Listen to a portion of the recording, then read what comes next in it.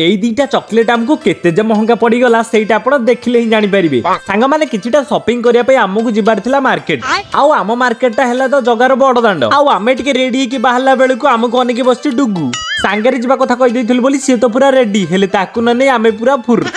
आउ आम सांगरे छिले बुल्लू भाई जे कि आमठु भी अधिक शॉपिंग करंती। प्रथमे तो आमे जाई पहुंचीथिलु विशाल मेगा मार्ट रे, किंतु सेठी पूरा छाई छाई की देखिला बेलकु हमकु तो किछि पसंद लागिले। जाही ताही गोटे धरि की चेंजिंग रूम को गली जे हेले ता अवस्था तो पूरा ढिला, कारण सेठी गोटे सार्ट टांगीबाकू भी जगाटे नथिला। आउ एते सारा शॉपिंग कला परे भी हमकु मिलिथिला कोन खाली गोटे टंकीकिया चॉकलेट 2 टंकिया दे देथिले गोटे कोन पृथ्वी पळ हे जैथांता की।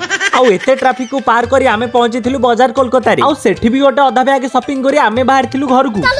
आउ बाहर एते जो खरा आमको केवल चरण भाईना को लस्सी ही ठीक करि परिबो, जोटा कि आम हाथ मुठारे पहुंचीबा परे ताकू आमे पूरा ढक ढक करी पी दे जाइथिलु। आउ मनटा टिके दुख थिला एथि पई कि आमको एते शॉपिंग रे मिलिछि 2टा चॉकलेट।